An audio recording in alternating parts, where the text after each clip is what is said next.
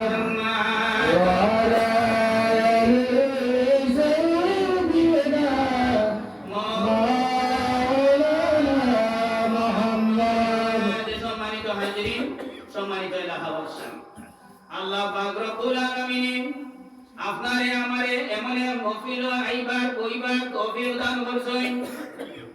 পৃথিবীর কোনায় কোনায় আজকের দিন কত রকম কত অবস্থাতে এই মানুষে দিন রে কাটাইছে, লেকিন আল্লাহ পাক রব্বুল আলামিনে আপনারে আমারে এমন এক নেক মহফিল দিন রে অতিবাহিত করাইছেন।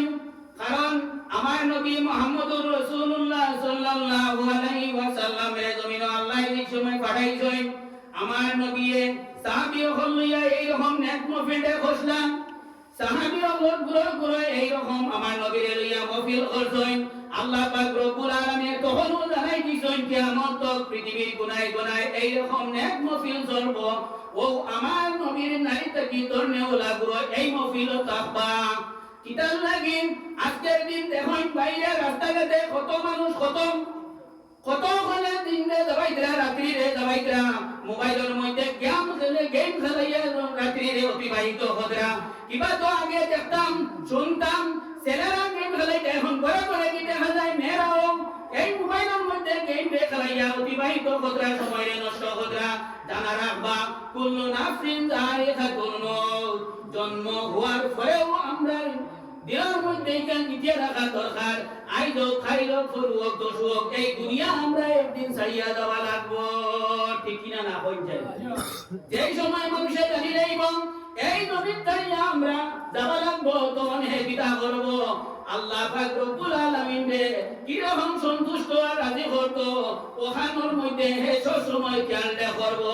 এর কারণে আমরা সকাল থাকিয়া যে আলিমখলর অপেক্ষায় আমরা আছি, যে আলিমখলর অপেক্ষায় সকাল থাকিয়া আমরা অপেক্ষা করি। আর বলে আলিমখল দাওয়াত দেওয়া হইছে, মাইকর মধ্যে অ্যানাউন্সমেন্ট করা হয়ে গেছে, তাই নিশ্চয়ই মহফিলের মধ্যে আইবা। কিতাল লাগি বলে গত বছর এখানে মহফিল করা হইছিল, মানুষ তো সন্তুষ্ট হইয়া গেছে।